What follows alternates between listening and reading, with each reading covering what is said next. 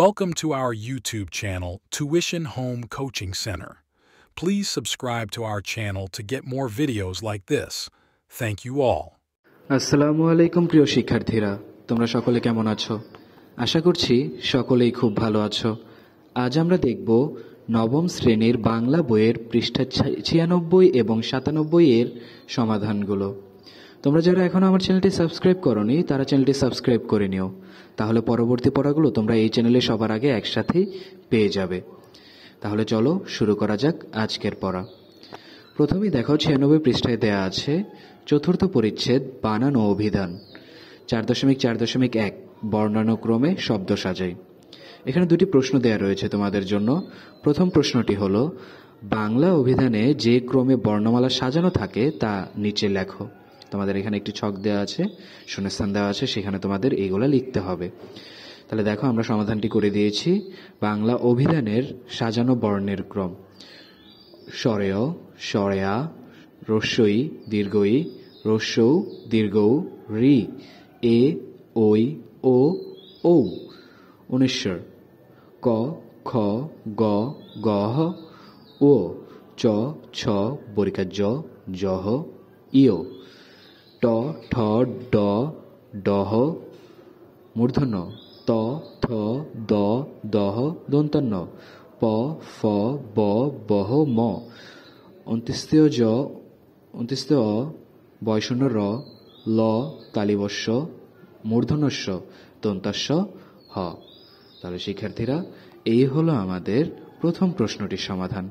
এরপর দেখো নিচে বলা আছে এই ক্রমের সঙ্গে, অর্থাৎ বাংলা অভিধানে যে ক্রমের কথা বলা হয়েছে সেই ক্রমের সঙ্গে শিশু পাঠ্য বইয়ের বর্ণানুক্রমের তফাৎ কোথায়, অর্থাৎ পার্থক্য কোথায়। তাহলে দেখো আমরা আগে দেখে নিই শিশু পাঠ্য বইয়ের বর্ণমালার ক্রমটা কিরকম হয়। স্বরেয়, স্বরেয়া, রস্যই, দীর্ঘই, রস্যৌ, দীর্ঘৌ, রি, এ, ওই, ও, ঔ। ক, খ, গ, গহ, উ, চ, ছ, জ।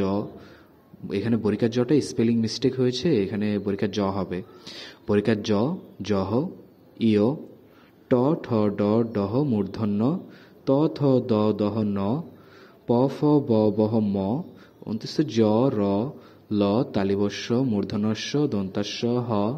ডয়শূন্য র, ঢয়শূন্য র, অন্ত্যেষ্ঠ অ, বিসর্গ, অনুষ্কার, খণ্ডত্ব হওয়ার কথা শেষে। এই খণ্ডত্ব এবং শেষে হলো চন্দ্রবিন্দু চাঁদ। এই দুটি এখানে টাইপিংয়ে আসেনি। এখন উভয় বর্ণমালা ক্রম এর মধ্যে তফাৎ হলো অনুস্বর, বিসর্গ এবং খণ্ডত্বের অবস্থানে। আমরা দেখতে পাই যে শিশু পাঠ্য বইয়ে খণ্ডত্ব, অনুস্বর, বিসর্গ এর অবস্থান একদম শেষে, অর্থাৎ ব্যঞ্জন বর্ণের পর, যেখানে অভিধানে এর অবস্থান ঔ এর পর, অর্থাৎ স্বরবর্ণ এর পর, এবং ব্যঞ্জন বর্ণের আগে, এবং খণ্ডত্বের অবস্থান ত এর পরে। তাহলে এই হলো আমাদের 96 পৃষ্ঠার সমাধান। এরপর আমরা দেখব 97 পৃষ্ঠার সমাধানটি। নিচের বাম কলামের শব্দগুলোকে অভিধানের বর্ণক্রম অনুযায়ী সাজিয়ে ডান কলামে লেখো। লেখা শেষ হলে সহপাঠীর সঙ্গে মিলিয়ে দেখো এবং প্রয়োজনে সংশোধন করো। এখানে কিছু এলোমেলো শব্দ দেয়া আছে, এই শব্দগুলো তোমরা পড়ে নেবে। এই শব্দগুলোকে আমরা বর্ণক্রম অনুযায়ী সাজাবো। আমরা যে 96 পৃষ্ঠার বর্ণক্রমটা পড়েছি সেই বর্ণক্রম অনুযায়ী সাজাবো। দেখো আমরা সাজিয়ে শব্দগুলো কি লিখেছি। আশ, আকাশ, আড্ডা, আবিষ্কার, আভরণ, আড়াই, কার্যকর, কায়া, কোন্দল, ক্ষমা, খাখা, খামখেয়ালি, খেয়াল, ঘাপটি, ঘুমন্ত, চৌচির, ছুতার, জাকানো, জাগরণী, ডুবুরি, তৎপর, তত্ত্ব, তৃষিত, দুরন্ত, দুর্জয়, ধৌত, নিরীক্ষক, প্রত্যুক্তি, বক্তব্য, বন্ধু, বাস, বালতি, বুভুক্ষা, মনোরম, মুমূর্ষু, মৃন্ময়, লৌকিক, শিয়র, সন্ধি, শিথিল, সুকুমার, হর্ষ, হেরফের। তাহলে প্রিয় শিক্ষার্থীরা, এই হলো আমাদের নবম শ্রেণীর বাংলা বইয়ের পৃষ্ঠা 96 ও 97 এর সমাধানগুলো। পরবর্তী পৃষ্ঠার সমাধানগুলো পেতে চ্যানেলটি সাবস্ক্রাইব করে রাখো। ধন্যবাদ সকলকে।